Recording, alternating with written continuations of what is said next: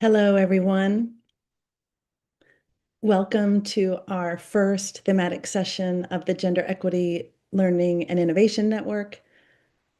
I'm Kimberly Eason. My colleague Becca Morahan will be presenting with me. We're going to give people a few minutes to get logged in and set up.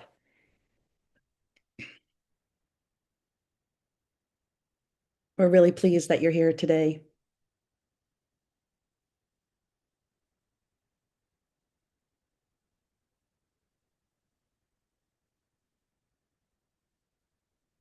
Okay, great. Time is short today. We just have one quick hour with a lot of content coming for you. Again, I'm Kimberly Eason. My colleague Becca Morahan is going to be inviting our esteemed presenters to speak in a few minutes, and she will introduce them at that time. Again, you're here for the Gender Equity Learning and Innovation Network Thematic Session 1, Creating the Conditions for Success. So what we're going to do, we'd love for you to introduce yourselves in the chat. Go ahead and put your name and your role, your organization, and where you're joining from. We know we have people from all over the world. We also have enabled the Zoom translation. So on the next slide and also in the chat, you'll see the instructions for how to do that. Para los que hablan español, ya hay instrucciones para abrir las capciones, la interpretación en el chat. Por favor, pueden, ojalá, aplicar este setting. Becca, no sé si quieres hablar en francés brevemente. Oui, Eh, bonjour à tous les francophones. On a mis dans le chat les instructions pour les sous-titres et sur la prochaine page, on va présenter aussi les instructions. Donc, attend on espère que vous pouvez utiliser les instructions pour avoir les sous-titres pendant la présentation. Merci. Great. Hopefully that works well for everyone. And just to highlight, we have three key segments of the presentation today. And we really want to invite you to engage, to put questions in the chat, to share observations and reflections as we go along. This is meant to be a very practical session, and we'll also then tell you more about how we're going to invite you to engage moving forward. So quickly today, we have three key components. One is a quick opening and strategic framing, why we're here and the purpose of the GenLin, some of the background of the work we've been doing under the Align project. Then Becca will work with our esteemed panelists to share their practical experience on the three sub-themes that are related to today's theme. And then at the end, we'll close with about 10 minutes of what's next. So we look forward to hearing from you along the way.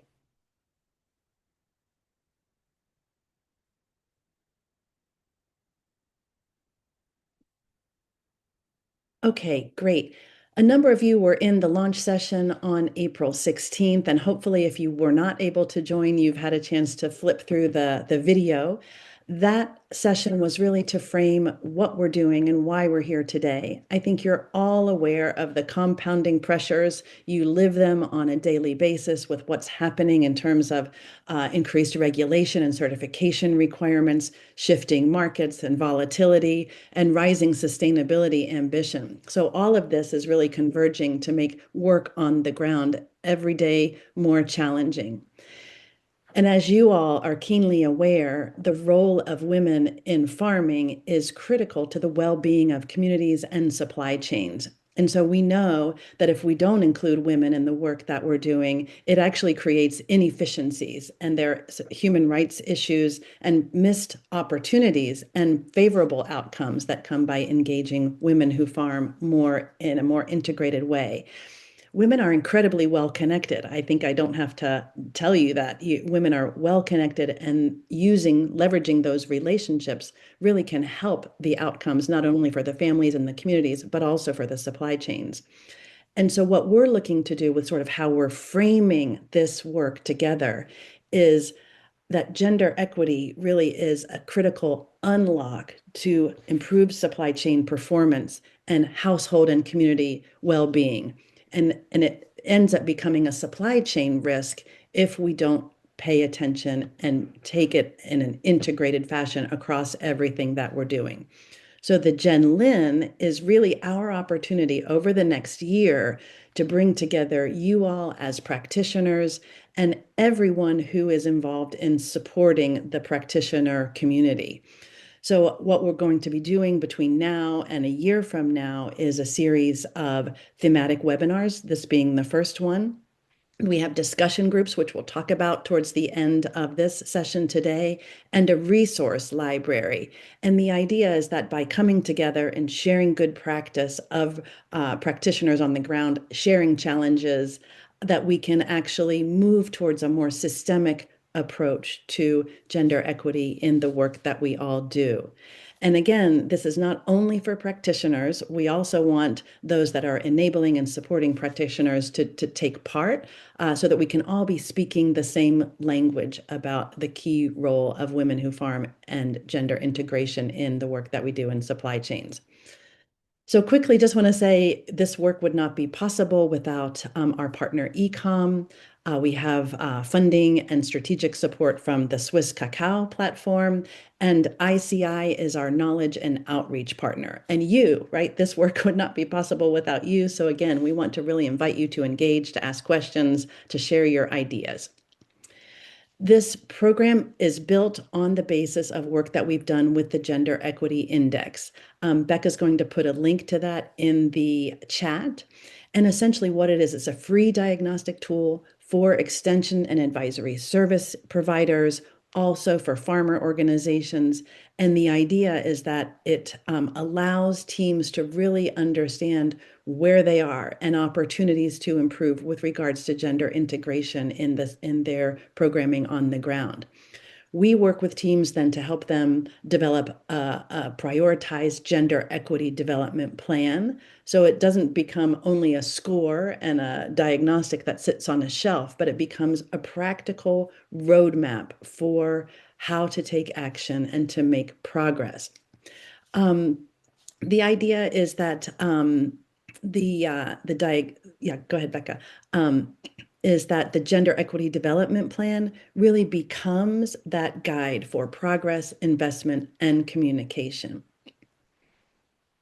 We will be offering a 1 hour virtual session for those of you that are not familiar with the Gender Equity Index and want to learn more. We will offer that as a side engagement here, and we'll put details about that at the close of the session.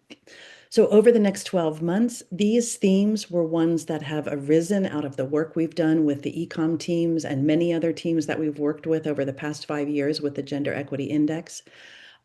Also, those of you that were in the April 16th session, you gave input via a survey, and this is what we've landed on.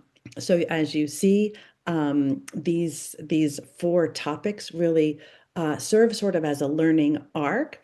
And if you can't participate in all four, of course, the videos will be available, and you can also choose to just participate in the ones that resonate most with your needs and challenges and opportunities. And again, what we're looking to do by the end of the four sessions, by the end of this year, is really have a shift in the way that we are looking at gender equity in terms of being a more systemic, a critical lever for systemic and scalable change.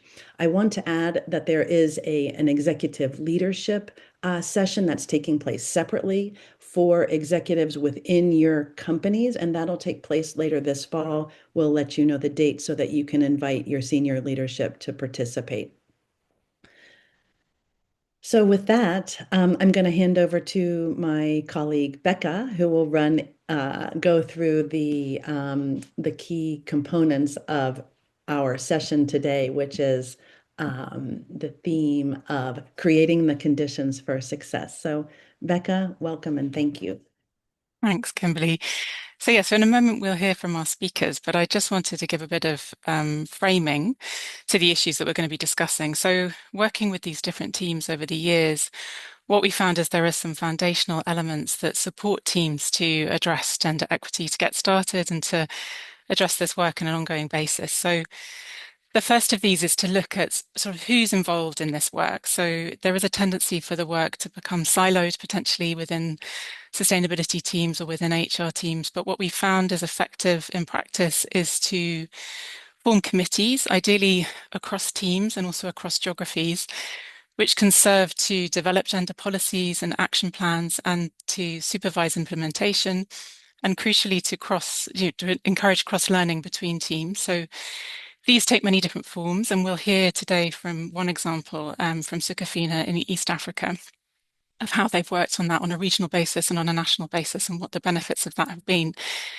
The other crucial element is about how we create institutional commitments. So I think often when we're working on gender, we might sort of nominate a particular team or a particular person to lead on this work. But what we've seen in practice is there are certain aspects of commitment institutionally that really create the conditions for effective implementation. So when teams and companies can develop policies and action plans and crucially dedicate budgets to this work, this really creates the conditions for these lead people to be able to work and effectively. So we'll hear today from Ecom in Ghana about how their GESI strategy and their policy for farmer engagement has really supported their gender specialists to do their work. Because I think if those sorts of things are not in place, there is the risk that the work itself can become marginalized institutionally and is not supported enough, and those same sort of patterns of marginalization can reproduce themselves. Um, and as a further step, I think we all know that sort of training and capacity building and sensitization within teams is crucial. So really people internalizing why this matters, how gender relates to sustainability, how it relates to their particular role as individuals and as teams. But in practice, we've also seen that developing KPIs for individuals and for teams is really a very powerful way to create that kind of shared ownership and accountability around work on gender. So not just working effectively on the kind of understanding and sort of psychological ownership, but actually making it something that teams and individuals have to comply with, because we all know that teams are working under pressure, and in the end, it's the things that they're obliged to do essentially that take priority, whether that's driven by certification or by internal commitments. So there's been some, I think Ecom globally within COCO have set KPIs, for example, that their teams should improve their score on the Gender Equity Index. And also in Ghana, I think they'll speak to, they've done really interesting work on creating an inclusive work culture. So inclusivity has become a kind of qualitative metric in their staff assessments, for example, that all staff are assessed on. So I think those kinds of approaches can be really effective in practice. And lastly, looking at the composition of your team. So even before you start to think, how do we do things differently in the way that we work with farmers and farming communities? It's about looking, who's in the team, what's the gender balance? And I think in particular, looking at the teams that provide services to farmers, so field teams, and also how women can be promoted into leadership roles. So I think there's no doubt that it's when you have more balanced leadership, then the work is more effective in the field as well. And so I think it's looking particularly at women agronomy, agronomists and women coming into field roles, really thinking not just about recruitment, but about what the sort of pathways and career progression available is to them. So these are the elements that and so we have a speaker today from Tony's who's going to share their experience of working on this aspect. So yeah, I'll just move to the next slide. So just to give an introduction to our speakers, we have four speakers in total. So Kudrath Majid is the Quality Control Supervisor and Gender Lead from Sucafina Tanzania. So to give some background, Equal Origins worked with Sucafina in 2023, and we worked across East Africa with the different teams, and they did some really interesting work following that to implement a sort of structure, regional structure, where they had gender leads in each team, and they also had a regional coordinator. So she'll speak to that experience and how that supported them at a national level to develop their work. We'll hear from Emmanuel Bafaboni and Deborah Antwi, who are the Assistant General Manager of Sustainability and the Gender Specialist at Ecom Ghana. So they will describe the process of developing their GESI strategy, which was developed in 2022, which was a 4-year strategy from 23 to 27, and includes an operational policy for farmer engagement. So they'll speak about the process of developing those and how those have been supporting the gender specialist in her work and the ongoing strengthening and integration of a gender lens into their work in sustainability. And finally, we'll hear from Fanny Weicherding, who is the interim human rights specialist at Tony's Chocolonely. So they've been doing really interesting work, although they don't have their own field team. They've been working very closely with cooperatives. They have long-term partnerships with cooperatives, committed buying relationships, paying a premium, and that sort of creates these conditions where they're able to make these recommendations to the cooperatives that they're working with to increase the percentage of women that are on the field teams there, both in their child labour remediation and also in their productivity work. So we'll hear from Fanny about how they've been doing that. So as Kimberly said, we really want it to be as interactive as possible as the format of a webinar will allow. So we really encourage you to share questions using the Q&A section, or feel free if you can't find that for any reason to put them in the chat. And also if you feel inspired to share your perspectives or relevant experiences on any of these topics that we're covering today, we really want that, that exchange to be part of the way that this network works. So we will have a pause after each presentation to see if there's any questions specifically for that speaker, and we'll give time to ask those questions and to have responses. And we can also have some time at the end as well if sort of further questions come to you. And we will migrate any unanswered questions and hopefully the discussion and the exchange onto our discussion groups pages on the GENLIN site, which we'll talk a bit about at the end. So our idea is that these sharing of experiences sort of stimulate reflection, and that can continue after this thematic session, and that you're able to, as you're putting into practice your own work, you're able to come back and continue an exchange with others in the sector. So I will pass over now to Kudrath from Sucafina Tanzania, who's going to present and share her experience. Kudrath, over to you. Hi, everyone. I'm happy and excited, like Cocoa and Coffee has connected me with you globally. Excited to share what did we do in this with the Eco Origin team. Basically, I'm the gender lead here in Sucafina, named Kotakov in Tanzania, and I'm the quality control supervisor, leading the lead of the operation and gender activities in general. I need to share all my successful story of the gender champion. So starting was, what did we do? We, first of all, we engaged with Eco Origin, as I explained. And then after engaging with Eco Origin, we formulated a gender committee, whereby in the gender committee, we are making the plan, like in quarterly basis, what should be done in our operation to implement gender. And then we have our West Africa gender lead, like in Sucafina, we are operating in zones. We have East African zone, which is Kenya, Rwanda, Burundi, and Tanzania. So we meet there. We have a gender lead who is supporting us in our daily activities. That's how the flow is going. Can you go to the next slide, please? Okay.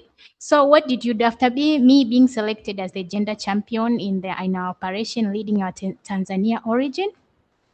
I was not familiar with anything about gender, so I should get trainings to support me to go along the activities. As you can see, that picture shared is our gender lead. Giving training to me will be leading the gender issues here in our operation, but also to all staffs and to the all field team. That's what happened. And then after doing this training, we are participating monthly, sharing reports to the agenda lead and to see what is happening in monthly basis based on the plan and the track of the activities which I've prepared. This helps us to update what is going on, the challenges, the successes, and to discuss the insights of gender equity index in details. To the next slide.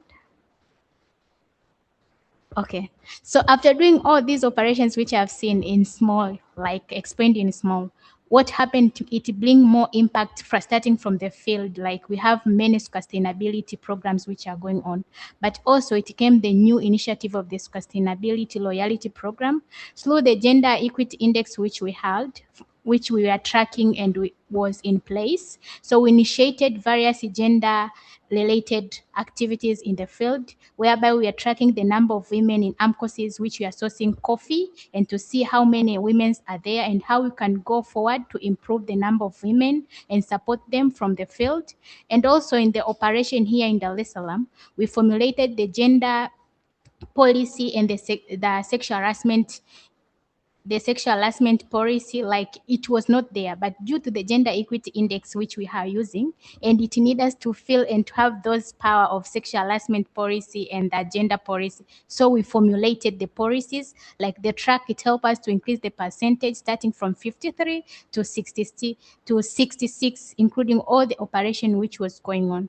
For sure, like having gender in place, it helps us like to motivate us in the operation when it comes any project in coffee based, and we have gender in place, and we have the index which we are tracking our quarterly performance of our activities. It helps us to be in a good shape, like any project it comes, we are in the benchmark, and you are in, like, in everything is settled and is in place. Happy to have you. Any question, please develop and comment, I'll answer. Thank you so much. Yeah, cheers. Thanks, Kudrath. Thank you. I'm just going to look. Okay. So someone's just asking if we can repost the subtitle translation instructions. Yes, absolutely, we can. I Kimberly, can do do you want that, to? Becca. Yeah, Yeah. yeah, that's brilliant. Thanks so much. Um,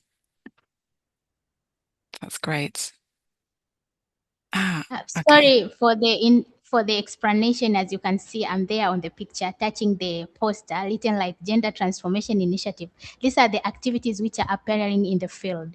Like we have operation here in Tanzania, which is going on in the capital city of Dar es Salaam, but other things, plantation and everything is happening in the field. So you can see the women, we are introducing the initiative of the gender activities. They are so excited. They know about gender. They know their laws, and giving them trainings and tracking. So with our MD there sitting sitting in front, you can see him. So we are there like motivating women and empowering them on how we can import gender in coffee. Thank you so much. Yeah.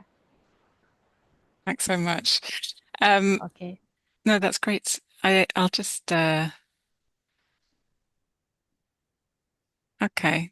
There's an interesting question from Ivan Rodriguez here about what are the most challenging areas of the index to improve?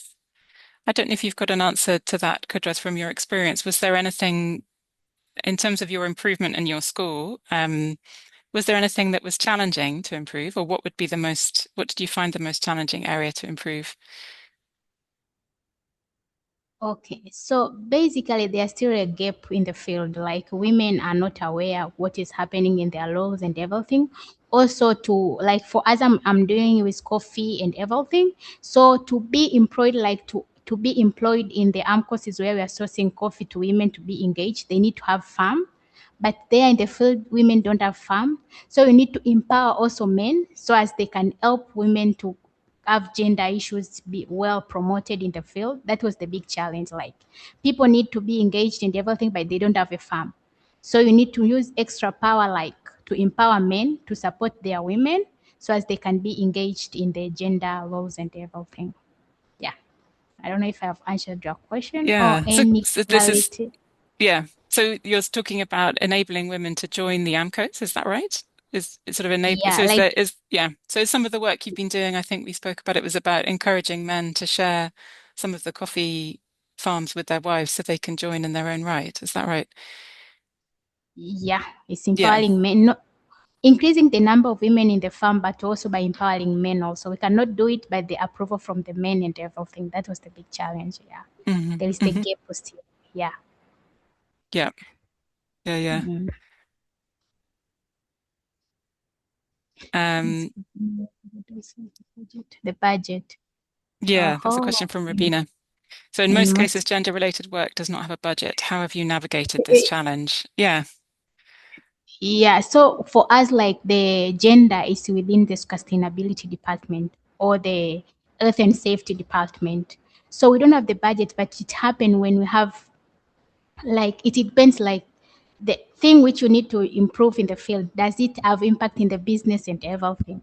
So you'll get the budget if it has the impact on the business, because it's the cough, we are doing business, man. So you need to introduce something which will impact in our business. So if you are creating any activity related to gender, see how you can improve our business also. That's how you will get the budget. Hey, Robin. Mhm. Thanks, Ravina. Okay. Great. Yeah. Well, thanks so much, Kudrath. feel free, everybody, to reflect and to ask, put more questions in the chat. We can always return if there are kind of cross-cutting questions as well that are for all the speakers. But I think we can move on to. But also, what I would like to generalize, basing on my point, like to have someone to put a structure in a place, like meeting all gender lead from West Africa. We had the control from our gender coordinator, Lubina, who was there. So everybody, we can share challenges which are facing in a certain origin, and then you can bet the best solution in your origin. So when you have someone in a place to control the origin or to support the operation in gender and have the say, it's easy to coordinate gender-related activities in the operations. So I salute Lobina for the work. Yeah, no, it would be interesting to hear a little bit more about that exchange between countries. So you were sharing challenges with each other. Were you also sharing kind of examples with each other of how you're working and the different origins? It'd be interesting to hear more about. On the monthly basis, we have meetings, like each gender lead should present what activities were done and what was the plan based on the quarterly basis. So we have our mentor, like the coordinator there on top, like reading and seeing what is happening. So you can have a challenge in Tanzania, but in Rwanda, they have faced that challenge, they got the solution. It's easy to meet and learn and find the solution via in team, not by yourself, like facing the challenge, you cannot solve it, but we are team, and then we are working in team, having our coordinator, Robina, there, putting everything in place and tracking. So it's easy to push all gender activities from their local community. That was the big solution we did. Great. Thanks so much. Yeah.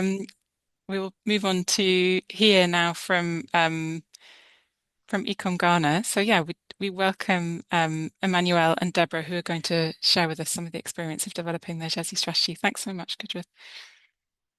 Over to you, Emmanuel. Hi, thank you. Thank you very much, Becca. And you have already introduced me. So the only thing that I did not say is I am the gender champion with full muscles. Okay, supporting the gender specialist here. So yes. Yeah, so thank you all for coming also. Can you move to the slide, please? Yes, the next one, please.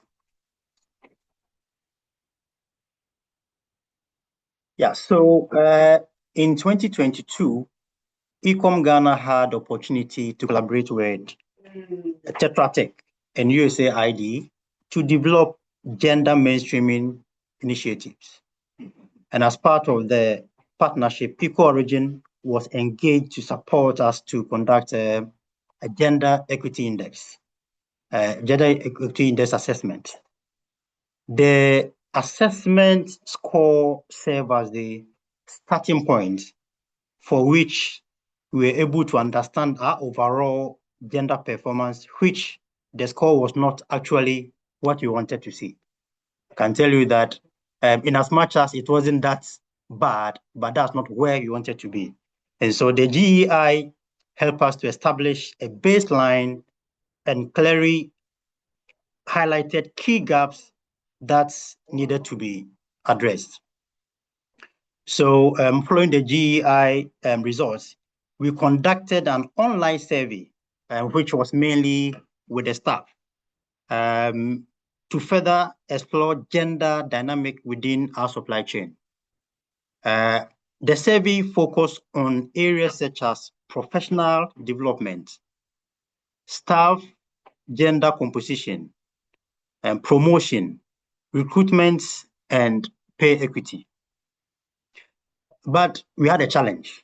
The key challenge that we had was that we had low response from the staff when it came to the survey answers.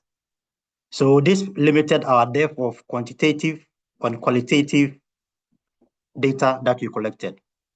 And for us to be able to address that, what we had to do was to do a focus group discussion with selected staff members at the various levels, from management level to the officer level and all that. So all these people were also engaged.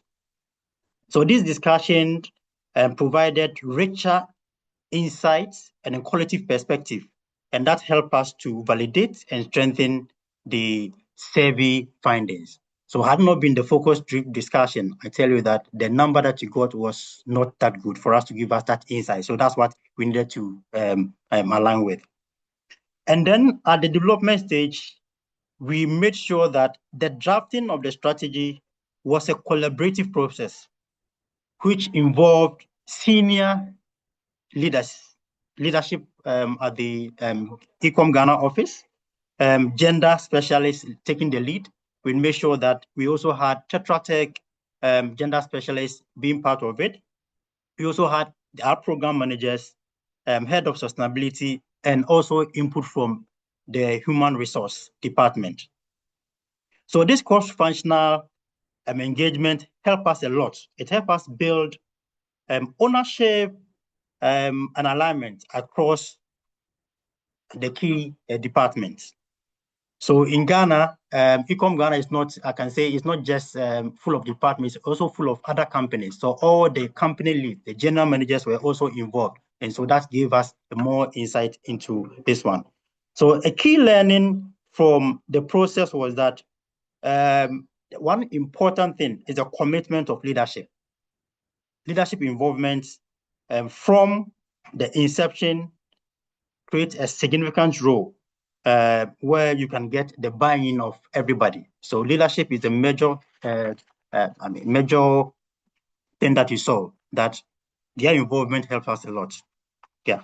So at the implementation stage, what we did was that we also made sure the draft strategy was then shared with all this senior leadership to give them the platform to lead in the discussion for their review and also for their approval. The strategy was then officially introduced and launched by our country head to the staff, just to make sure that they are able to accept it. If senior leadership do accept it, then it can trickle down to the whole staff of ECOM Ghana.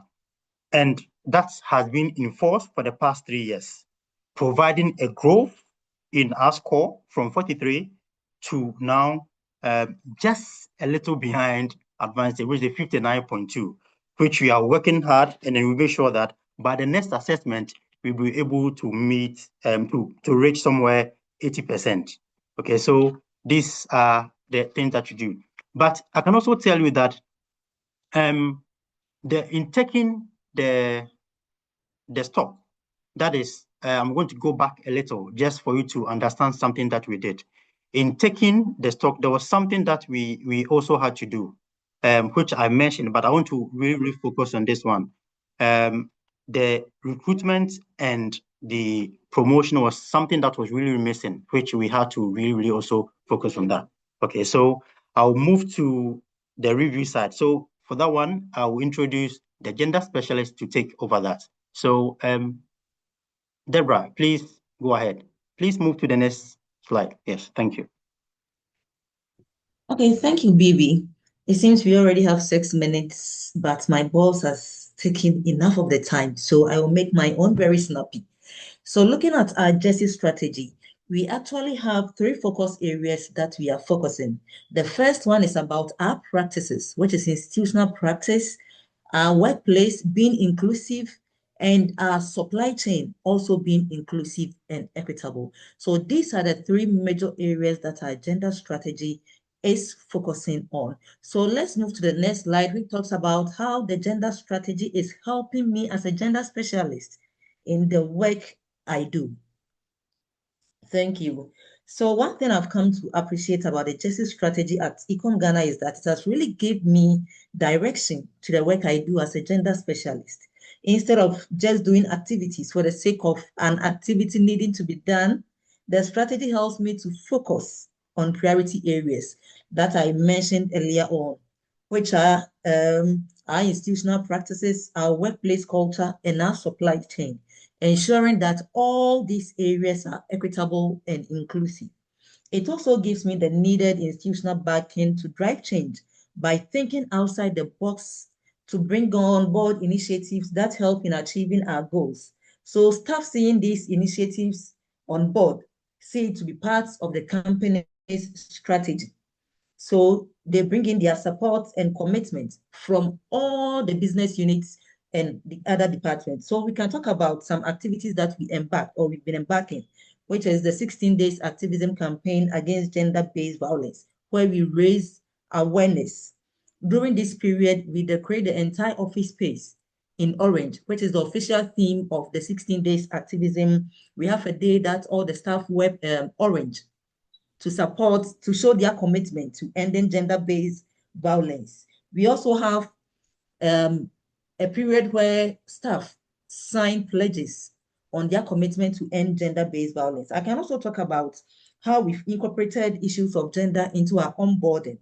So another thing, the strategy helps me is it supports my work and guide how programs are designed and implemented. It helps me to think intentionally about inclusion within our supply chain. So during our farmer engagement session, we don't only rely on productivity.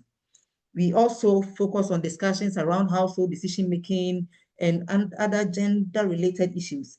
Even things that are historically seen as insignificant, like timing, venue for training has become important because they all affect women participation. So our farmer engagements are gender responsive with the help of our operational policy for farmer engagement. And with that of the farmer engagement operational policy, we have areas that we focus on, which is gender mainstreaming in our activities, doing no harm, equal access to resources and opportunities within our supply chain, and empowering women in our supply chain. I've also used the strategy to support initiatives like menstrual hygiene programs and International Day celebration. I hope one day I'll get the opportunity to share photos and videos of these activities for you to know how the gender strategy is supporting all these activities. One thing I've also find very important is the collaboration it has created across the departments. So Jesse in Ecom is not seen as a responsibility of just one person or one department or one business unit. Through trainings and engagement sessions, we have trainings with the managers, treasury, IT, other business units like Keteco, Agro Ecom, and all other areas and departments in Ecom. So if there is something like shared ownership when it comes to the implementation of our Jesse strategy. So Jesse strategy has even helped to be, it's embedded in our everyday operations. So of course, the Justice strategy provides a strong foundation for training and capacity building. All the time we engage staff, managers, and field team, and we build knowledge and encourage behavioral change over time as it is stipulated in our strategy. So overall, I would say the Justice strategy has made my work more structured and more collaborative and more sustainable. It has helped position gender equality and social inclusion not just as an activity, but an important part of Ecom Ghana. So the justice strategy is more than a document. It has become a guide on how I approach my work within Ecom and our communities. So this is how justice strategy has supported my work as a gender specialist in Ecom Ghana. Thank you.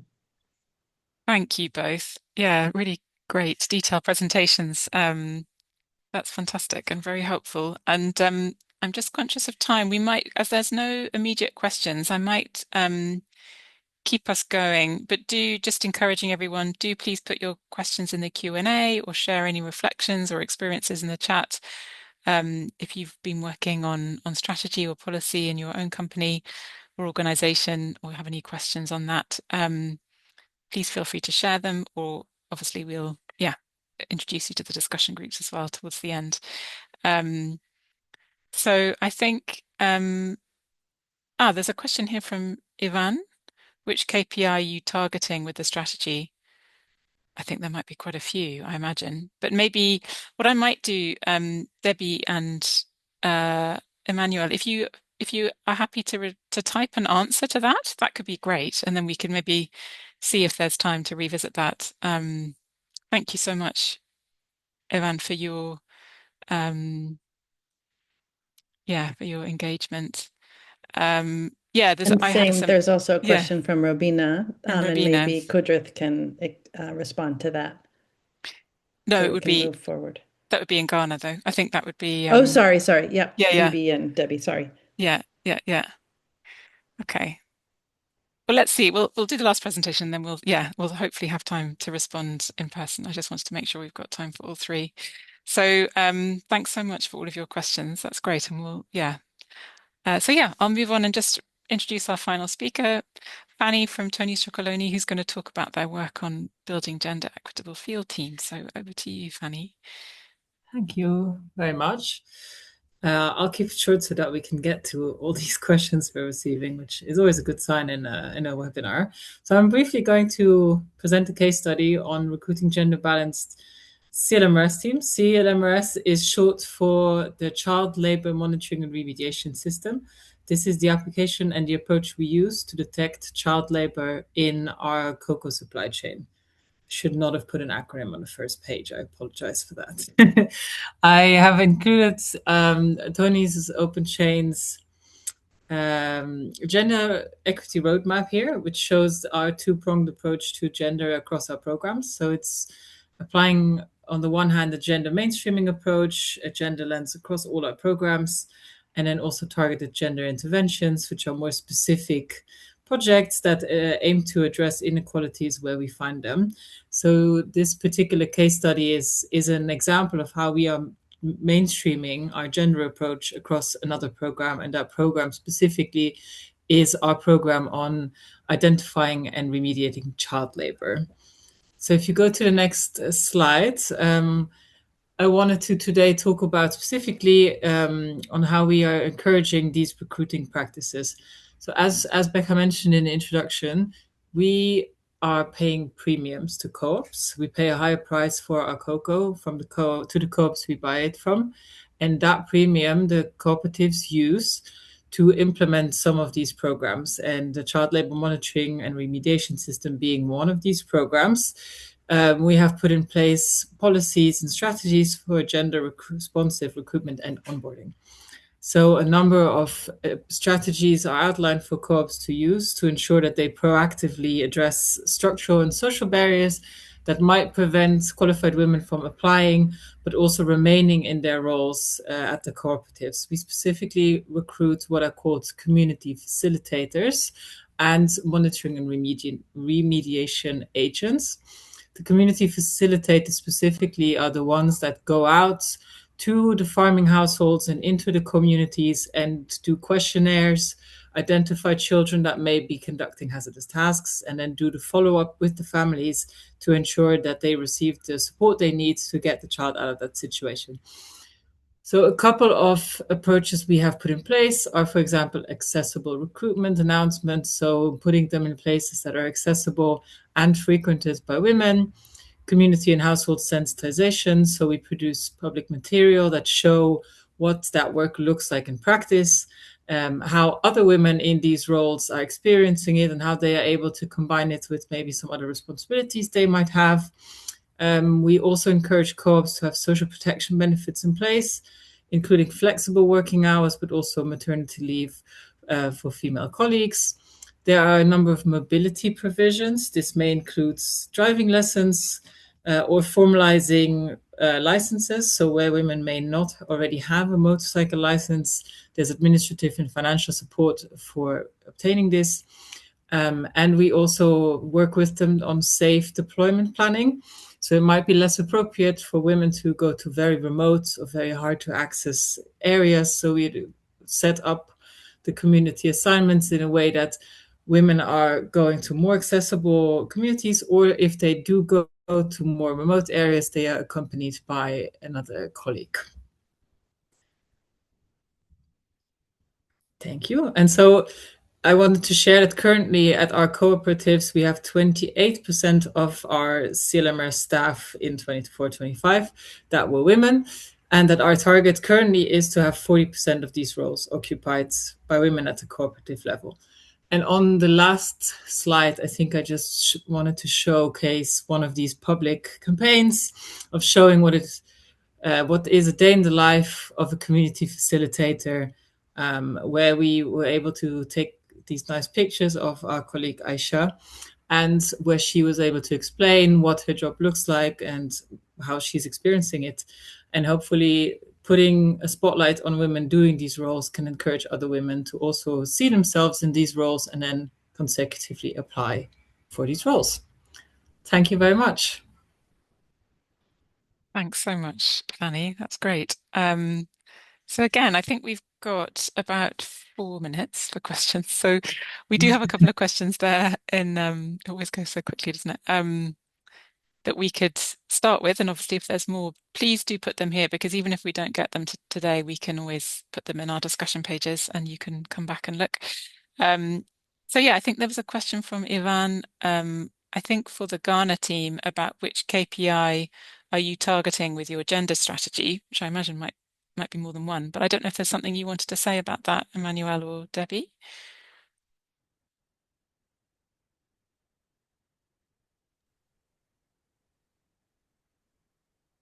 Can you kindly come again, Becca? Yeah, no, there's a question here about which KPI are you targeting with your gender strategy? I mean, I think Okay. there's many, probably, yeah. Yes, Yeah. we are targeting about on management commitment in management buy-in. That is one focus area which Bibi talked about. We are also looking at women empowerment, women in our supply chain, which is economic empowerment to be specific. We are also focusing on our communications within e-com to ensure that our communications are gender sensitive, or our communications, we communicate how we incorporate issues of gender in our planning and our programs and within our supply chain. So we focus on our communication, management commitment, women empowerment within the supply chain, and also in our finance to ensure that we have budgets apportioned for issues of gender in our annual budget. So these are some of the KPIs that we are looking at. Thanks, Debbie.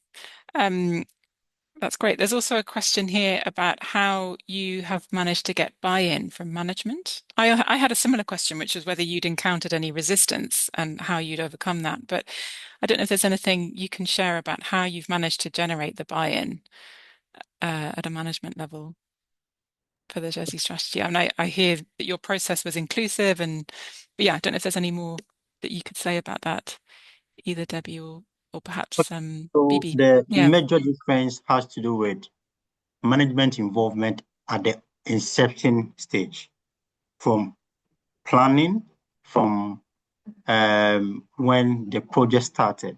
Management was part of it. Okay, so at the inception meeting, we made sure that the country head was part of it. We made sure that other management staff from other e-com organizations in Ghana here were all part of it. And so they knew about the strategy, they knew about what we are going to develop from day one. And so it made it easier for us to get their buy-in at every point in time when we needed their assistance to also push through some of the agenda and the key items in the strategy out. So it's about making sure that management is part of it from day one. So that's one key thing that has supported us to be able to implement it for the past 4 years here. That's great. Thanks so much. I'm conscious of time. I was wondering if we could do a very quick answer from Fanny, maybe. That I think there was a question in the chat here about whether working on increasing sort of women facilitators was also how does that impact women's participation in the cooperative board membership? Yeah, do you know if there's a sort of any link there in terms of, or even their participation as members as well would be interesting. I hesitate to correlate or causate. Yes.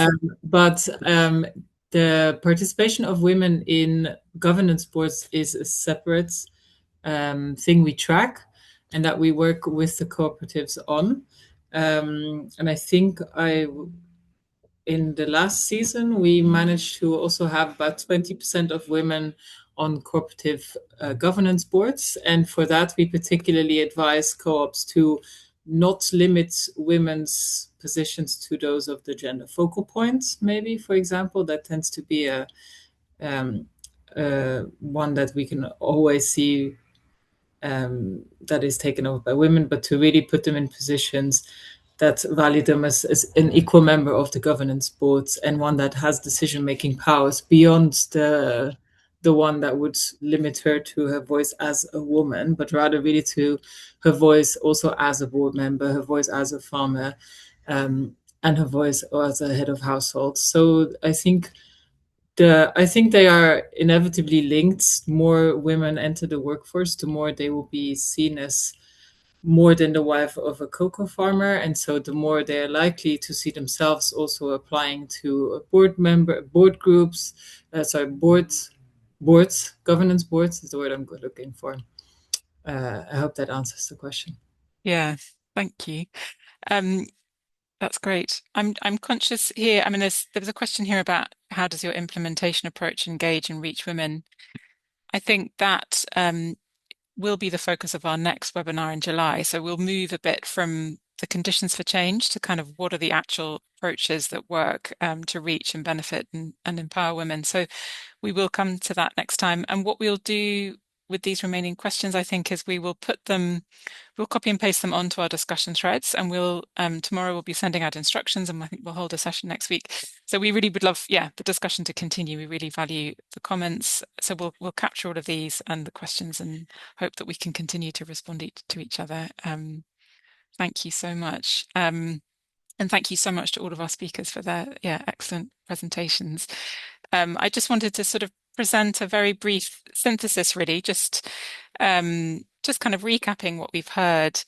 So we've heard about gender committees. So as I say, these can have different functions. They can come together to be involved in, for example, an example of ecom developing policies and strategies. They can have a kind of overview of implementation and engage in cross-learning, as we heard from Kudrath about the different teams exchanging with each other, developing then into a policy or an action plan or both, and a budget. So this, as Bibi was explaining, as Emmanuel was explaining, kind of involves some assessments, some talking to staff, some different ways of doing that kind of internal assessment, which could include the GEI, but is not limited to that. Then leading into formalized commitments and budget, and that providing that framework for further action. The importance of sensitizing and training staff, including them from the beginning in any kind of process to build ownership, and then having KPIs in place, developing those so that really becomes institutionalized, and then looking at recruitment and career development, both as a kind of outcome of policies, but also as a condition for more inclusive practices in the field. So looking in particular at field roles, but also leadership pathways. And I think somebody put a comment in there about, we mustn't just look globally at how women are represented in institutions. It's about, are they in positions of decision making? I think that's also crucial. So these are some of the elements that we wanted to summarize and capture as suggestions and recommendations to create the conditions for systemic and scalable gender integration. So with that, I will pass back to Kimberly to help us to close. Great. Thanks so much, Becca, and thanks again to all of our speakers and for all of you for the questions. It's really been great to see the engagement so far. Again, this is really about a year-long process, and we want to hear from you along the way. So we have the sessions already outlined, and your input is really what is going to help us make sure that the experience is practical and valuable and really helps us forward the conversation. So there are a couple of key items that we want to highlight for you here. One is the resource library. I just put the link to the platform in the chat. You'll be able to find there the resources that we have selected as key for this session. They are related to each theme, as you can see, that each of the presenters spoke to. And then we will also be adding additional resources. And we invite you as well to suggest additional resources. I see that Katie from ICI put a couple of video links in the chat, so we can also add those links into the resource library. Then starting tomorrow, you'll have access to discussion groups, again, based on each of the sub-themes for this first thematic session. So we'll be engaging with you in that asynchronous way through the discussion groups. And on the next slide, Becca, this is what they will look like. They're actually set up in Google. You will have to have a Google account in order to engage in the discussion groups. I hope that's not a barrier for anyone. If you need help, please do let us know. And again, they're not activated today. We have to switch, do something in the back end, and they'll be activated tomorrow.